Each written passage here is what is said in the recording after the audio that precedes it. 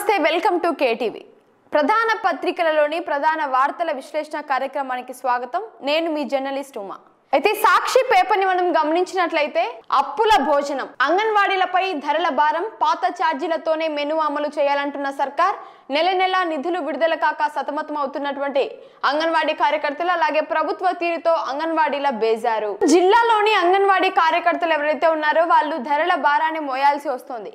కూటమి ప్రభుత్వం అధికారంలోకి వచ్చిన తర్వాత మెనూ ప్రకారం చిన్నారులకు భోజనం అందించాలని అధికారులు ఆదేశాలు జారీ చేశారు. అయినప్పటికీ కూడా ప్రభుత్వం ఇచ్చేటటువంటి ఈ నిధులు ఏవైతే ఉన్నాయో అంగన్వాడీలో ఉన్నటువంటి పిల్లలకి సరైన పౌష్టికాహారం అందించాలని కూటమి ప్రభుత్వం చెప్పడం జరిగింది. అలాగే ఇప్పుడున్నటువంటి పరిస్థితులు అంటే కూరగాయల ధరలు కావచ్చు, లేకపోతే నిత్యావసర సరుకుల ధరలు కావచ్చు, ఇవన్నీ కూడా మితిమీరిపోవడంతో, అధికంగా రేట్లు ఉండడంతో అంగన్వాడీ కార్యకర్తలు పిల్లలకి ప్రభుత్వం నుంచి వచ్చేటటువంటి నిధులు సరిపోవడం లేదని వాళ్ళు ఆందోళన వ్యక్తం చేయడం జరుగుతూ ఉంది.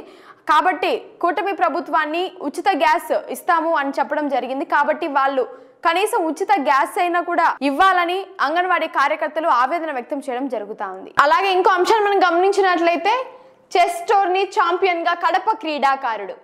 ఆంధ్రప్రదేశ్ ఓపెన్ చెస్ టోర్నమెంట్ విజేతగా కడప నగరానికి చెందిన అష్రఫ్ సుభాని నిలిచారు. అనంతపురం నగరంలో డిసెంబర్ 1వ తేదీన నిర్వహించిన రాష్ట్ర స్థాయి పోటీల్లో అష్రఫ్ సుభాని 7 రౌండ్లలో 6.5 పాయింట్లతో విజేతగా నిలిచి విన్నర్ ట్రోఫీ 7,000 రూపాయల నగదు బహుమతిని సాధించినట్లు కూడా ఇక్కడ మనం చూడొచ్చు. మరో విషయం కూడా మనం ఇక్కడ చూడొచ్చు. బాబు ష్యూరిటీ, వీర బాధితుడుకు గ్యారంటీ. తుఫానుల వల్ల రైతులు తీవ్రంగా నష్టపోయారు. వైఎస్ఆర్సీపీ జిల్లా అధ్యక్షుడు పి రవీంద్రనాథ్ రెడ్డి ఎన్నికలకు ముందు టీడీపీ బాబు ష్యూరిటీ భవిష్యత్తు గ్యారంటీ అంటూ ప్రచారం చేశారని, అధికారంలోకి వచ్చిన తర్వాత అన్ని ధరలు పెంచుతూ ప్రజల నుంచి నడ్డి విరుస్తున్నారని వైఎస్ఆర్సీపీ జిల్లా అధ్యక్షుడైనటువంటి పి రవీంద్రారెడ్డి విమర్శించడం జరిగింది. అలాగే ఫలితంగా బాబు ష్యూరిటీ వీర బాధుడుకు గ్యారంటీగా మారిందని ఎద్దేవా కూడా చేశారు. సోమవారం కడపలోని వైఎస్ఆర్సీపీ కార్యాలయంలో విలేకరులతో ఆయన మాట్లాడుతూ కూటమి అధికారంలోకి వచ్చి 7 నెలలైనా కూడా ఇంకా రాష్ట్ర ప్రజలకు ఎలాంటి మేలు చేయలేదని, అభివృద్ధి అంతకంటే చేయలేదని విమర్శించడం జరిగింది.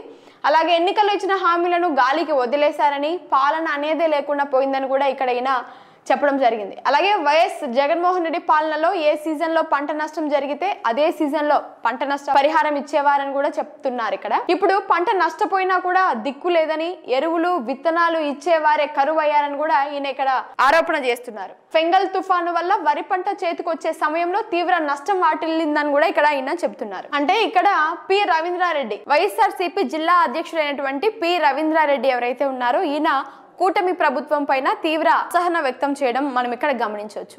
ఎందుకంటే ఇప్పుడు ఉన్నటువంటి పరిస్థితులు, ఫెంగల్ తుఫాను వల్ల చాలా మంది రైతులు పంటలు చేతికి రాక తీరా చేతికి వచ్చే టైంకి పంటలు నష్టపోవడం జరిగింది. అయితే గత ప్రభుత్వం వైఎస్ఆర్సీపీ అధికారంలో ఉన్నప్పుడు ఏ సీజన్లో అయితే నష్టం జరిగిందో అదే సీజన్లోనే వాళ్ళకి తగినట్లుగా వాళ్ళు ఏవైతే పెట్టుబడులు పెట్టారో, లేకపోతే ఎంతైతే ఖర్చు అయిందో దానికి సంబంధించినటువంటి డబ్బుల్ని వాళ్ళ ఖాతాలో జమ చేసేవారు. కానీ ఇప్పుడున్నటువంటి ప్రభుత్వం అలా ఏమీ చేయకుండా అసలు విత్తనాలు, దానికైనటువంటి ఖర్చు, ఏవైతే ఎరువులు అవన్నీ ఉన్నాయో వాటి కూడా దిక్కు లేదు అనేటువంటి పరిస్థితి ఇక్కడైనా చెప్పడం జరుగుతూ ఉంది ఇప్పుడున్నటువంటి కూటమి ప్రభుత్వం మీద. అలాగే మనం ఆంధ్రజ్యోతి పేపర్ ని గమనించినట్లయితే ఇక్కడ చూడొచ్చు. బియ్యం దొంగల భరతం పడదాం, పేదల బియ్యం వారికి చేరాలి లేదా ప్రభుత్వానికి ఉపయోగం కలగాలి, మధ్యలో మాఫియా పాలైతే ఎలా? కాకినాడ మాజీ ఎమ్మెల్యే ద్వారంపూడి చంద్రశేఖర్ రెడ్డి కుటుంబంతో పాటు ఆఫ్రికా దేశాలకు బియ్యం తీసుకెళ్తున్న అగర్వాల్ పోర్టులో అంతా మేనేజ్ చేస్తున్న అధికారులపై చట్టపరమైన చర్యలు తీసుకోవడానికి ఆధారాలు, అవకాశాలను పరిశీలించాలి చంద్రబాబు. సోమవారం సీఎం చంద్రబాబుతో భేటీ సందర్భంగా ఉప ముఖ్యమంత్రి పవన్ కరచాలనం మనం చూడొచ్చు. గత కొద్ది రోజులుగా ఈ రేషన్ బియ్యం ఏవైతే ఉన్నాయో వాటిని మాఫియా చేసుకోవడానికి, అలాగే ఇతర దేశాలకు ఎక్స్పోర్ట్ చేయడానికి ఈ కాకినాడ పోర్టు నుంచి తరలిస్తున్నటువంటి షిప్లలో ఏవైతే ఇలాంటి దందాలు చేస్తున్నారో వాటి మీద ఎంక్వైరీ చేయడానికి మొన్న సోమవారం కూడా డిప్యూటీ సీఎం పవన్ కళ్యాణ్ గారు అక్కడికి వెళ్ళి ఎంక్వైరీ చేయడం జరిగింది. అలాగే అక్కడ ఉన్నటువంటి అధికారులతో మాట్లాడడానికి అని వెళ్తే అక్కడ ఉన్నటువంటి ఎస్పీ అని ఎవరైతే పోలీస్ అధికారులు ఉన్నారో వాళ్ళు సెలవు అని చెప్పి ఈయన వచ్చిన తర్వాత ఇక్కడికి అటెండ్ అవ్వకుండా వెళ్ళిపోవడం జరిగిందనమాట. ఈ మధ్య జరిగినటువంటి రేషన్ బియ్యం ఏవైతే ఉందో దాని మాఫియా దందా ఎవరైతే చేస్తున్నారో వాళ్ళ మీద ఎంక్వైరీ చేయడానికి కాకినాడ పోర్టుకి వెళ్లడం జరిగింది డిప్యూటీ సీఎం పవన్ కళ్యాణ్. సోమవారం సీఎం చంద్రబాబు తోటి భేటీ అవ్వడం అంటే కలవడం జరిగిందనమాట ఉప ముఖ్యమంత్రి పవన్ కళ్యాణ్ గారు. అలాగే డిప్యూటీ సీఎం భేటీలో నిర్ణయాలు, అక్రమార్కులు, వారికి సహకరించిన వారి వివరాలు ఇవ్వండి. కాకినాడ పోర్టు అధికారిగా ఐపీఎస్ ఉన్నతాధికారులకు సీఎం ఆదేశం. స్మగ్లింగ్ పై సీనియర్ ఐపీఎస్ తో కమిటీ. వ్యవస్థీకృత నేరంగా బియ్యం అక్రమ రవాణా, ఎగుమతి చేసిన కీలక వ్యక్తులపై చర్యలు, వారి అక్రమాస్తులు కూడా స్వాధీనం. ఇక్కడ మనం చూడొచ్చు రేషన్ బియ్యం ఏవైతే నిల్వలు చేస్తున్నారో దీని యొక్క షిప్ పేరే స్టెల్లా నౌక అని కూడా మనం ఇక్కడ చూడొచ్చు అనమాట. ఇంకో విషయాన్ని మనం గమనించినట్లయితే పెళ్లిపీట లెక్కనున్న సింధు, హైదరాబాద్ ని మనువాడనున్న స్టార్ షెట్లర్ వరుడు దత్తసాయి ఓ సంస్థ ఎగ్జిక్యూటివ్ డైరెక్టర్. ఈ నెల 22న రాజస్థాన్ ఉదయపూర్ లో వేడుక, 24న హైదరాబాద్ లో రిసెప్షన్. స్టార్ బ్యాడ్మింటన్ అయినటువంటి పివి సింధు త్వరలో పెళ్లిబిడ్డ లెక్కబోతున్నారని మనకి ఇక్కడ స్పష్టంగా తెలుస్తుంది. ఈయన హైదరాబాద్ లో ఓ పెద్ద బిజినెస్ మెన్ గా కూడా మనకి ఇక్కడ కనిపిస్తా ఉంది. ఇంకో విషయాన్ని మనం గమనించినట్లయితే మద్యం ఎంఆర్పి ఉల్లంఘిస్తే భారీ జరిమానా. మొదటిసారి పట్టుబడితే 5 లక్షల రూపాయలు, రెండోసారి లైసెన్స్ రద్దు. బెల్ట్ షాపుల ద్వారా అమ్మినా అదే జరిమానా. మద్యం అమ్మకాల్లో అక్రమాలపై కఠిన చర్యలు, ఉత్తర్వులు జారీ చేసినటువంటి ప్రభుత్వం. మద్యం అమ్మకాల్లో అక్రమాలకు పాల్పడితే ప్రభుత్వం భారీ జరిమానాలు విధించనుంది. ఈ విషయంలో ఇటీవల సీఎం చంద్రబాబు కీలక నిర్ణయం కూడా తీసుకోవడం జరిగింది. అంటే ప్రస్తుతం మద్యం ఉన్నటువంటి రేట్ ఏదైతే ఉందో దానికి మించి ఎక్కువ అమ్మినట్లయితే కఠిన చర్యలు తీసుకుంటామని కూడా ఇప్పుడు ఉన్నటువంటి ప్రభుత్వం హెచ్చరించడం ఇక్కడ మనం గమనించవచ్చు. మనం ఇంకో విషయాన్ని చూడొచ్చు. జగన్ పై కేసుల వివరాలన్నీ ఇవ్వండి. ఏ కోర్టుల్లో ఏమేం కేసులు ఉన్నాయో తెలపండి. విచారణ ఏ దశలో ఉందో పట్టిక రూపంలో అందించండి. 2 వారాల్లో సమగ్ర అఫిడవిట్లు దాఖలు చేయండి. దర్యాప్తు సంస్థలకు సుప్రీంకోర్టు ఆదేశం. కేసుల విచారణలో జాప్యంపై అసహనం.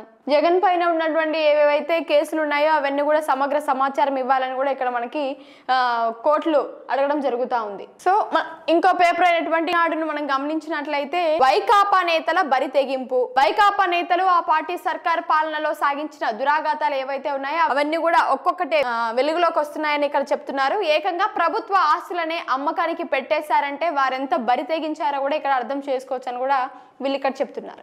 వీటిని కొనుగోలు చేసిన బాధితులు ఇప్పుడు లబోదిబోం అంటున్నారు. చివరకు రాయచోట్లో కలెక్టర్ కార్యాలయ భూముల్ని కాజేసిన కేసుపై ఎలాంటి చర్యలు తీసుకోలేదు. ఇలాంటి ఉపేక్షించబట్టే అక్రమాలు పునరావృతం అవుతున్నాయి. బద్వేల్లో దళితుల భూములను కూడా రిజిస్ట్రేషన్ చేసుకున్న వైకాపా నేత 100 కోట్ల రూపాయలకు పైగా వెనకేసుకున్నారట. ఇలాంటి ఉదంతాలు ఎన్నెన్నో బయటపడుతున్నాయి. సో మనం చూడొచ్చు గత ప్రభుత్వం వైసీపీ అధికారంలో ఉన్నప్పుడు ఎలాంటి అక్రమాలు, ఎలాంటి దోపిడీలు, మాఫియాలు జరిగాయో కూడా ఇక్కడ వీళ్ళు మనకి చెప్పడం జరుగుతూ ఉంది. అంటే పార్టీలో ఉన్నటువంటి అధికారులే భూములను కానీ పెద్ద పెద్ద ఫ్లాట్లను కానీ ఇలాంటి వంటింటిని మాఫియా చేసుకొని కోట్లు వెనకేసుకున్నటువంటి ప్రభుత్వం వైఎస్ఆర్సీపీ ప్రభుత్వం అని ఇక్కడ మనకి స్పష్టంగా తెలుస్తా ఉంది. ఏకంగా ప్రభుత్వ భూములే అమ్మకం, అంటే ప్రభుత్వ భూములపైనే వీళ్ళ కన్ను పడిందని కూడా మనకి ఇక్కడ కనపడతా ఉంది. అలాగే మైదుకూరులో తెలుగు గంగకు ఎసురు పెట్టినట్లు కూడా ఇక్కడ మనం చూడొచ్చు. బీకోడూరులో సర్కారు బడిని వదలలేదు.